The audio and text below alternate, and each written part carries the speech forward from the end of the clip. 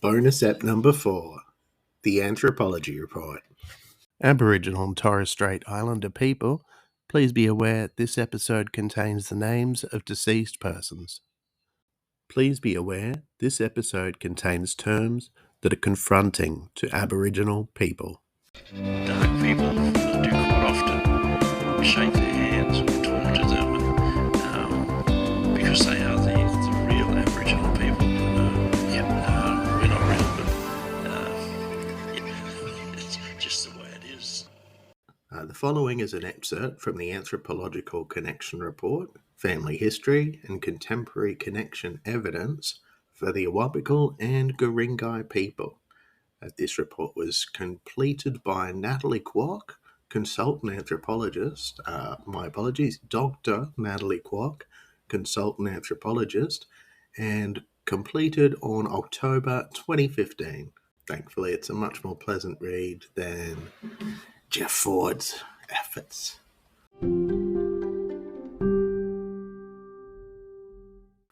The heading, Sophie, Connection and Descent Through the Records. According to her death certificate, Charlotte Ashby was the daughter of John Smith, a shingle splitter, and Sophia, surname not known. The name Smith is also recorded as Charlotte's maiden name in Sarah Ashby's 1862 birth certificate. The occupation nominated for Charlotte's father is fitting with the occupations pursued by the early white settlers of Brisbane Water, where Charlotte is said to have been born. It has been suggested that Sophie's name appears in the 1835 Brisbane Water blanket return as a member of the Brisbane Water tribe associated with the Brisbane Water, Wyong and Tuggerah Beach district. There appears to be two extant versions of this return, both dated 5th of May, and containing similar yet not identical details. Given the major difference seems to be in distinguishing those persons present from those absent, it may be possible that one was an original and the other copied and modified before being formally forwarded to the Colonial Secretary. At a push, the second woman's name on the less refined document could be interpreted as Sophie. Her Aboriginal name is given as Borongo. On the version, which is held at State Archives, however, the name is unmistakably Sally. In this document, it is additionally recorded that Sally was the gin of Jack Jones, an Aboriginal man.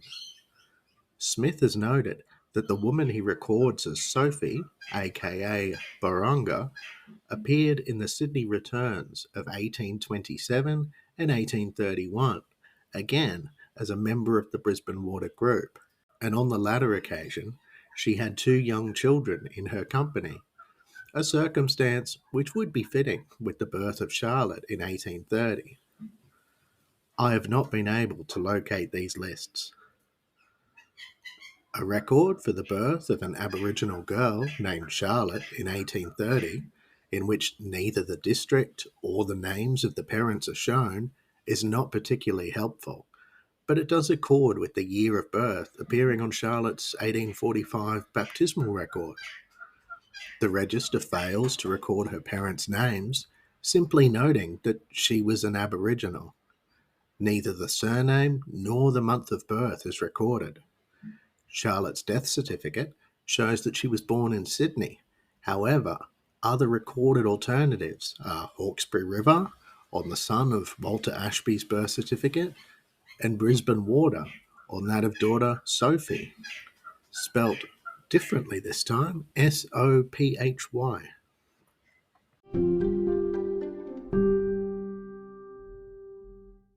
There seems to be no evidence to substantiate claims made that Sophie was the daughter of Bungaree, nor any account of how this came to be known.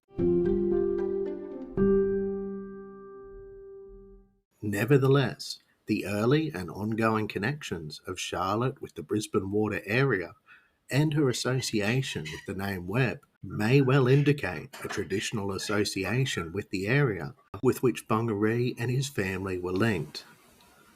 Whangarei connections with the Broken Bay area are well attested, and there is good evidence connecting his son Long Dick with the Brisbane water area. In brackets, Mann 1842, unpublished manuscript, Mitchell Library, Gosford Times, and Wyong District Advocate. A convict farmhand. On her wedding certificate, Charlotte is recorded as Charlotte Webb. There are few details on the marriage certificate, but on their formal application to marry Charlotte, age 22, is recorded as the daughter of an Aborigine by an Englishman.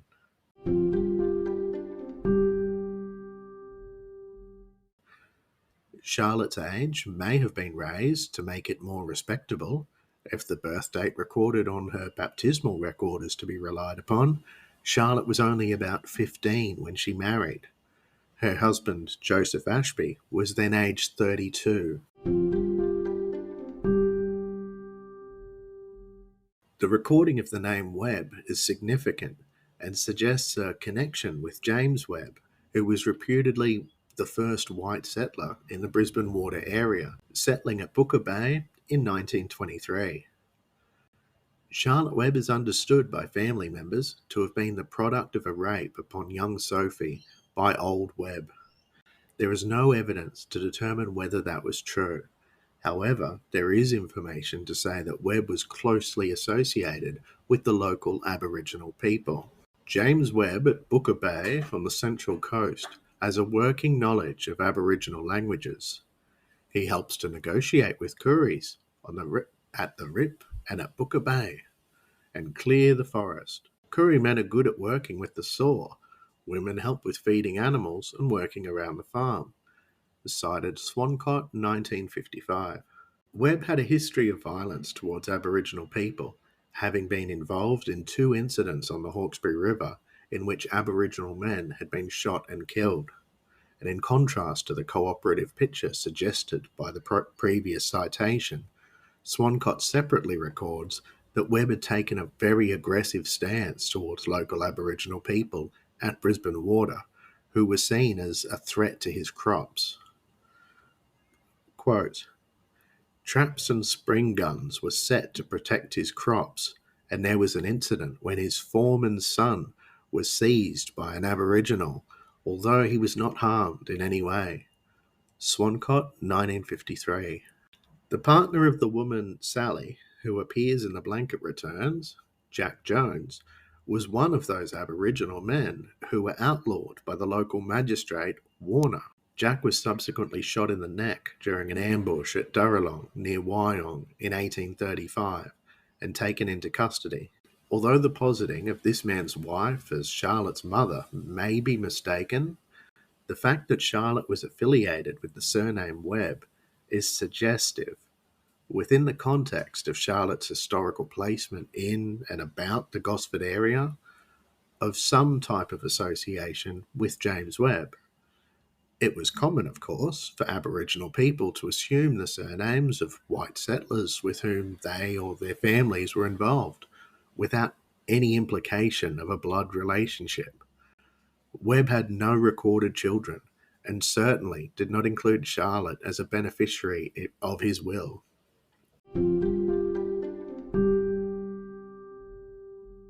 Charlotte's husband, Joseph Ashby, was employed on Donnison's property at Arena, and the birth of James Ashby reflecting their residence there in 1847. Charlotte and Joseph's elder daughter, Hannah, was born in 1845. In 1856, the Journal of Reverend Grenny of the Gosford Parish reports his visit to Charlotte Ashby at Arena, who was confined in bed, having just lost her baby daughter. John Ashby was born in Wyee in 1847, linking Charlotte once more to the southwestern side of Lake Macquarie. Eliza Jane was born in Hexham in 1853. Joseph Ashby died in 1864 at Wyong and was buried at Blue Gum Flat, Urimba area. His birth certificate indicates that he was the father to Hannah, James, John, and Eliza Jane.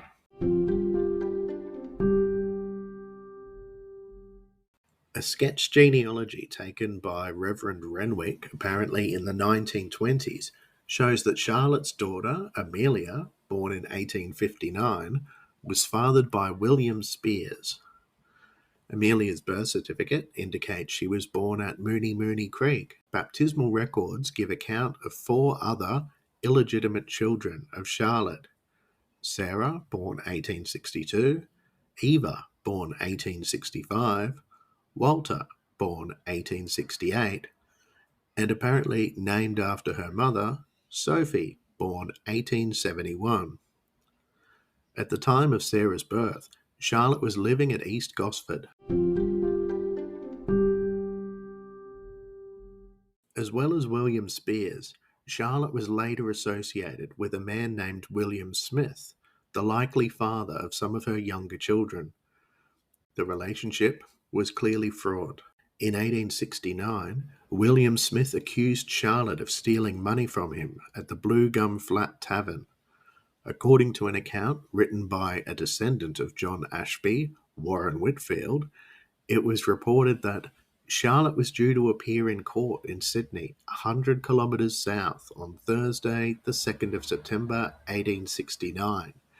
She walked through the prickly heath country of the sandstone and escarpment, 100 kilometres to Sydney, to appear in court, and 100 kilometres back when found not guilty. This family history also notes that on the basis of Smith's pleadings that she was an unfit mother, Charlotte's 2 younger children were taken away by the Benevolent Society, although they are said to have been later returned. A photocopied record from the bench book number 3, possibly of the Gosford Court, suggests that 2 of Charlotte's children had also been conveyed to the asylum in 1863 following a charge of disorderly conduct.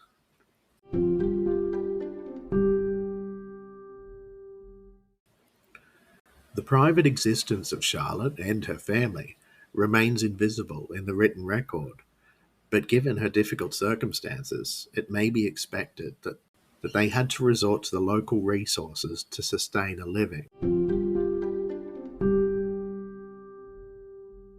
In 1951, Charlotte Ashby was recorded in the census as living at Wyoming in the Gosford area.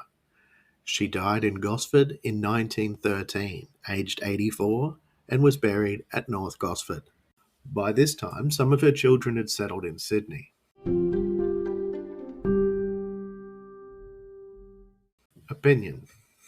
The listing of Charlotte's mother's name on her death certificate as Sophia and the naming of the youngest daughter as Sophie seem to concur.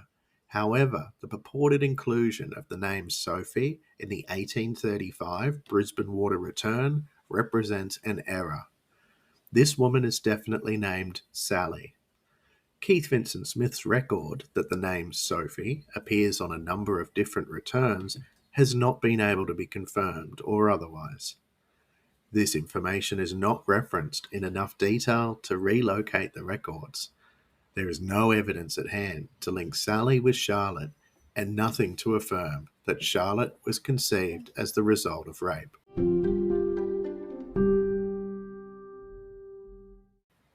There is no contemporaneous record of Charlotte's birthplace. Subsequent attestations to it being Hawkesbury River, Brisbane Water, or Sydney. The congruence of her father's occupation as shingle splitter, the association with the Webb surname, at least one birthplace record for Brisbane Water, and Charlotte's subsequent long history of residence in and around the Gosford area lead me to believe that Charlotte was likely born in or traditionally associated with the area. Given the history during that era of a considerable presence of Broken Bay people at Sydney, Charlotte's birth there would not be out of keeping with a Broken Bay tribal affiliation. The Hawkesbury reference is non-specific and not entirely out of accord with a reference to Brisbane Water. There is some trace in the historical record, particularly in terms of Charlotte's movements at the time of her marriage and at the birth of at least one of her elder children, to show that she resided at and or frequented the lower Lake Macquarie district. One record places her further north at Hexham. It might be contended that her presence at Mooney Mooney Creek for the birth of Amelia, a child who it seems was conceived as a result of an outside liaison during her marriage, could have been signal of ties with the Lewis family, some of whom resided at Mooney Mooney Creek at the time. For the greater part of her life, Charlotte seems to have gravitated about the Arena, Gosford, and Oranbar areas.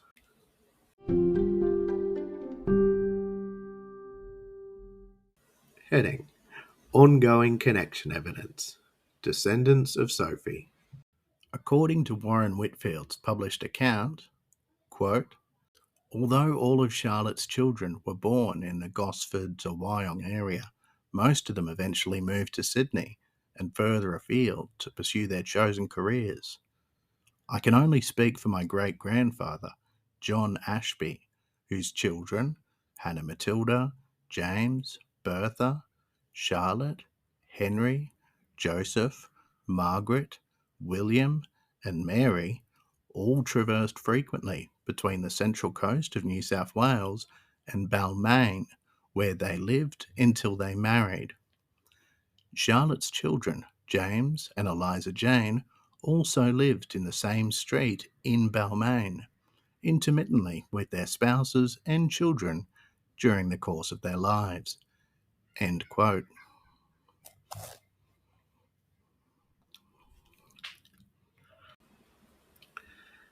Claimants actively involved in the present claim are also descended from John Ashby, and their oral and documentary history lie in accord. Following this line of descent, Hannah Matilda Ashby was born to John Ashby and Matilda Lees in 1882 at Balmain, but she later worked as a domestic at the Hargraves' house at Nora Head, continuing a long tradition of connections between that family and Aboriginal people of the Central Coast. According to Tracy Howie, it was at the Hargraves' home that Hannah met Henry Stamford Boyd. Hannah and Henry Boyd married in Balmain in 1900, and in the same year, their first daughter, Matilda Ellen Boyd, was born, her birth being recorded at their home address in Short Street, North Balmain. Henry Boyd was from a prestigious family. He was a foundation member of Balmain Hospital and worked on the railways. Retta Smith, whose mother was the sister of Matilda Boyd, says that he worked with Ben Chifley at Lithgow. But she says, my grandfather died very young, and she, Hannah Boyd, was left with 11 children. Retta believes this may be the reason that her Aboriginality was kept quiet. That's probably why she didn't declare it. I think she knew. While some branches of the family say their Aboriginality was a known fact to them, the Smiths say that this was not something they were aware of, but that, on reflection, there were certain incidents which seemed telling. Retta Smith says that her father did not like his mother-in-law and would not permit her in the house. Retta remembers an incident in which her grandmother came to visit when Merle, presumably her sister, and Retta were little. She remembers a conflict in which her mother got angry and lashed out, saying of her mother, quote, she's only a black bitch anyway, end quote. They also remember being warned not to say anything disparaging about others. You don't say anything about other people because you may not know your own heritage.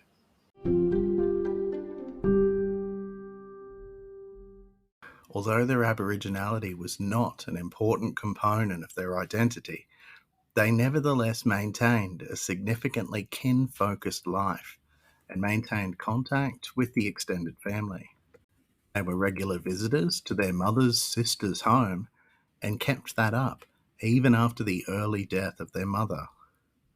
Trudy Smith recalls that her father used to call in to say hello to the Sales family at Tacoma. The Sales, it was noted, did not originally come from the area.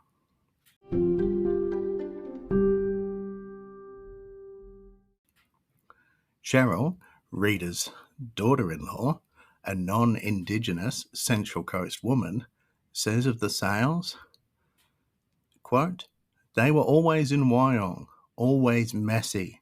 They were all related and really black. When they originally came here, they lived in Warnervale." From Cheryl Dudley, end quote.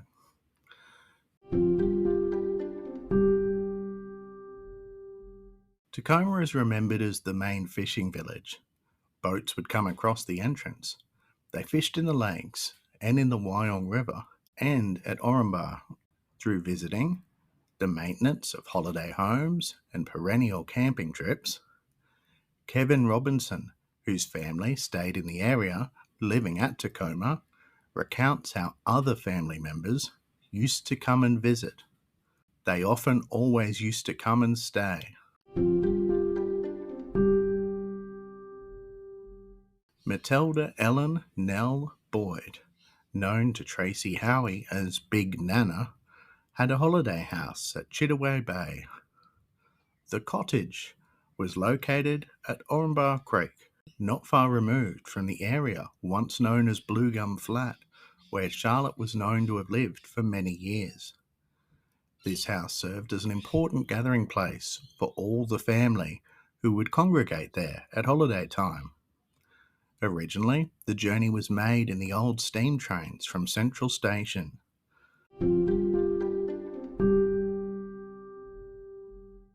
After her parents died, Tracy's grandmother, Mari Wiley, another place which has very important personal and familial significance for the Robinsons is Patonga Beach. "Try telling Mum not to go back to Patonga," says Tracy. "We feel that connection. The coast itself, we seem to gravitate back." From Tracy Howie, quote, "Yeah, we've come here for holidays and family get-togethers and that as long as I can remember since I was a baby. And I know that Mum did before that with her family as well. And yeah, it's just where we come to, get back to basics and get away from all the modern stuff." Tracy Howie.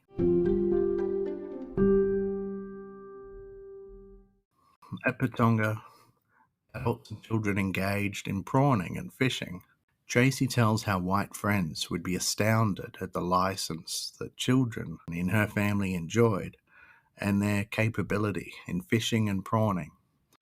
In regard to their fishing practice, Kyle Howie speaks of the ethic of not overtaxing the resources of the country. "The way we were taught to fish from a young age is that you catch what you need to eat, and you can't get anything more because it's a waste, so you only take what you need and live off that. So sometimes I don't like seeing other people fishing because I think other people are greedy when it comes to that. But other times, there's some people that do the right thing. They go about it the right way, and that's fine by me." Kyle Howie. Mindfulness of sustaining the resources extends to certain restrictions which serve to protect the breeding stock. While visiting Patonga, Kyle explained, "In the river systems up there, there's a corner. As you go up that stream, there's a corner.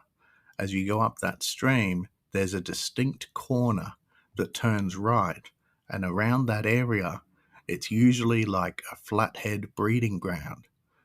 So I can't remember what time of year it is, but there's a couple of months of the year when it's just really good fishing. But you have to be wary when you're fishing there. You have to check all the flathead, because if they get over 70 centimeters long, you have to throw them back. When they turn into females, when they're larger, that's when they're ready to breed again. So you generally try to leave them so they can restock the population and keep it going. So yeah, leave all the bigger ones alone when you get to that age." Kyle Howie. Although for many years Tracy and her family used to maintain their connections through visiting, they never felt particularly at home in Sydney. We were always still coming up every moment we had. Tracey grew up in Sydney, first in southern suburbs of Sydney, then Western Sydney.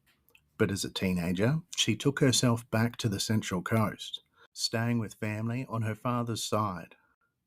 Quote, I took off at 14 and came back to myself. Tracey Howie. Not long after, the family moved back to the Central Coast. Tracey says that she would describe herself as a saltwater person with an innate connection to the water. She describes the feeling of connection to country as something that no non-Aboriginal person cannot share.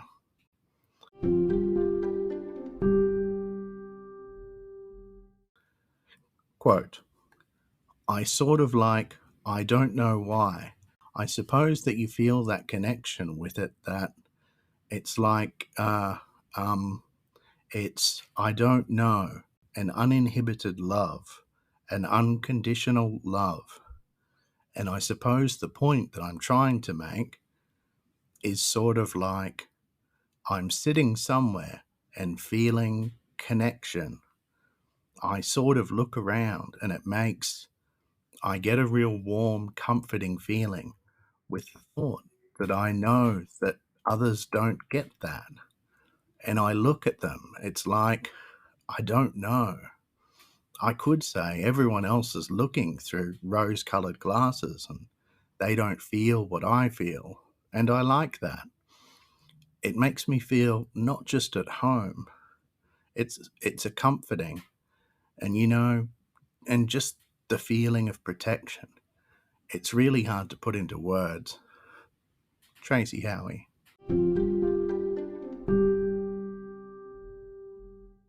It's like I often do look other people, non-Aboriginal people, and think like, you poor things, you haven't got what I've got, and God, this is good.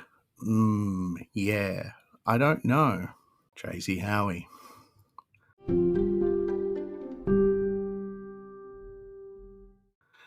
As well as positive feelings of belonging and being in the right place, Tracey Howie and her son Kyle explained they also experience in the body strong sensations which warn them when they are in a place which is not right for them.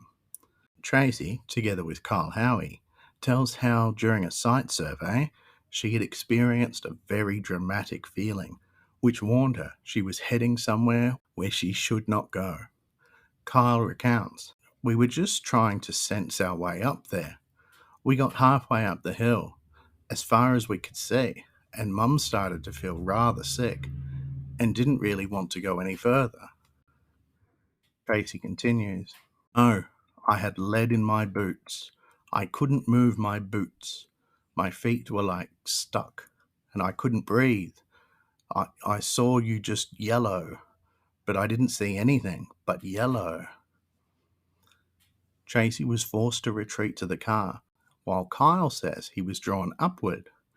They explain that there was a men's site on the top of the hill. Tell how a Darug man conducted a smoking ceremony in their home, smoking the house and the smouldering leaves of a yellow blood to cleanse it.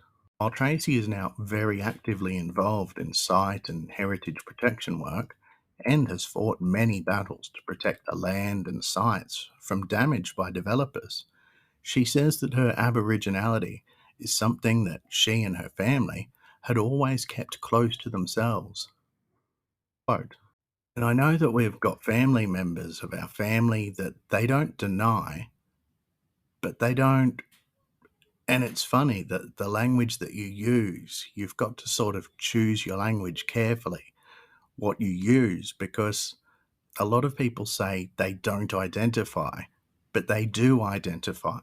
And they will say, yeah, I am Aboriginal. I do have Aboriginal blood, but they don't, like they don't get involved in like land council and things like that. They just have a personal, in their own personal kind of connection thing, and that's okay. in brackets, not political. And hey, I can understand. Like for me, I'm really glad that Uncle Warren did start the corporation and do what he did. But there's a small side of me that is begrudging that because I feel like I've lost a little bit of personal ownership of, you know what I mean? Because before it was all mine, and now I feel like I'm exposed and open for ridicule and that sort of thing. But I don't feel I should be subject to that anyone has the right to do that. Like, I suppose it's like a religion, you know what I mean? Like, you can be Catholic, but you don't have to go to church every Sunday to prove to the world that you're Catholic. It's the same thing with Aboriginality, you know?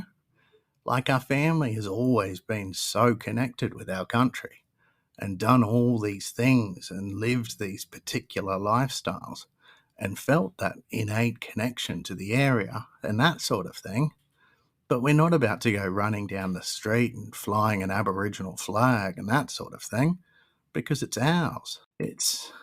And I don't know, with all the things that you lose, that you've lost over time, it's like you've got to have something that somebody can't take away from you. You know what I mean? You feel like you've been stripped of so much just with the impact that occurred here. And you know that a lot of people describe it as this is where the bomb went off. And they tried to take away all of our dance and all of our language and all of that. And it was sort of like, you know, I suppose like our family can look back now and see that at the time they did what they had to do to survive the moment that they were in. But you look back now and it's sort of like they weren't only surviving for the predicament they were in, but they were also preserving it because they kept it tight. You know what I mean? And we kept it tight. And that sort of enabled us now we've been empowered by that, by them. You know, like my grandmother and my great grandmother, by them sort of like keeping us tight and that. I feel that is what has empowered me to be able to do what I'm doing now. Tracy Howie.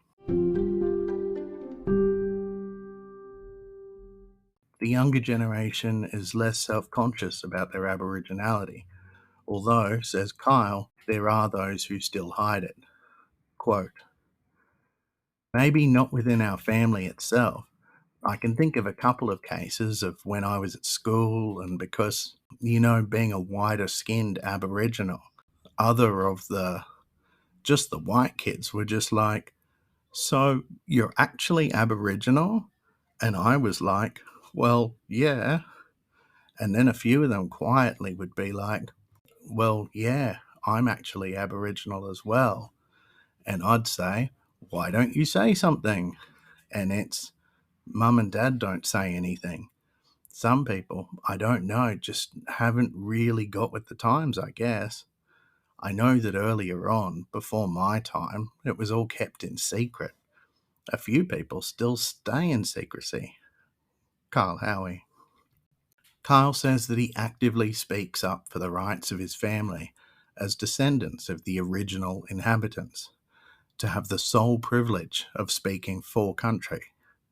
He explained an argument he had over a dark and young dance teacher giving a welcome to country on the Central Coast. After the speech had been given, he told the boys in the dance troupe, quote, I was just talking to them and telling them that's wrong. They said, he's an elder. You've got to respect him. That just made my blood boil even more. Kyle Howie. Aboriginal families, including the Sales and Biles, lived there and operated fishing businesses, although they were not originally from the area. Quote, Uncle Kevin Biles had been on the river a long time. His father was there, a fisherman before that. I know the Indigenous side went through his mother. Uncle Kevin had been there longer than us, but he used to tell me he was from outside. Kevin recalls that the Aboriginal fishermen all worked for themselves. I remember them rowing up the creek. One of the Sales brothers, Carl Sales, is still going, but the fishing at Tacoma is just about finished. The sails and the biles, Kevin observes, would often catch more fish than the non-Aboriginal fishermen. They were just more in tuned. Kevin Robinson. Kevin's father was incapacitated, and so Kevin used to spend a lot of time in company with Uncle Kevin. Much of his time he spent fishing and prawning. Kevin says that from his bed, quote, "At night you could hear the mullet jumping. I was that into it, I could tell the different types. The first one had an even sound.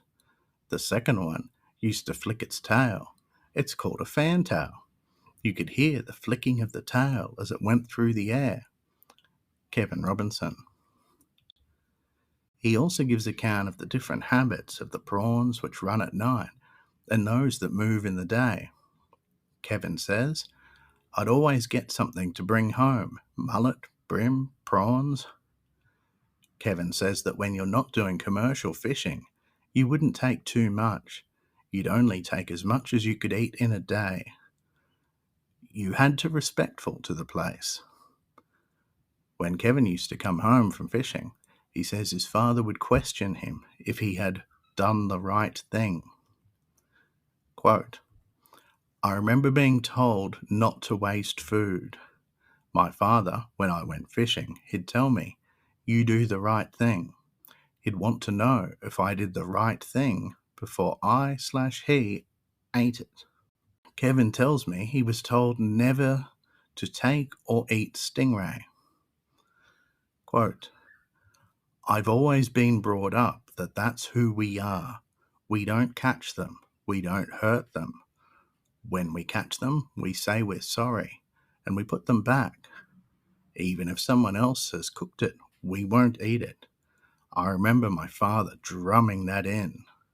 Like others, Kevin feels the need to be by the water. When he took on a 1-year contract with Aboriginal Health in Moree, he says, "I couldn't wait to get out of there. I knew I was far from the coast. I was really far from the coast." Kevin Robinson. When he introduces himself to people outside his own country, Kevin says he tells them, "I'm Guring-gai mob, saltwater fella, stingray people." And that brings us to a close on the Anthropology Report of the Howie family of the Guring-gai. There's been lots of updates. We're still updating bungaree.org as it happens. Chapter 13 is still an ongoing exercise. Unfortunately, this whole farce is still ongoing. All we can do is wait and be patient and know that we're doing everything that we can do to draw attention to this issue, and hopefully at some stage there'll be some action taken by non-Aboriginal authorities, but it's only a matter of time at this point. So thank you so much for your support. If you can share this around, I really appreciate it. We all, my family and I, we really appreciate this. Thank you so much. And you can find all the information for the show at our website, bungaree.org. That's BUNGAREE.org. Hope you enjoy. Thank you. Dark people.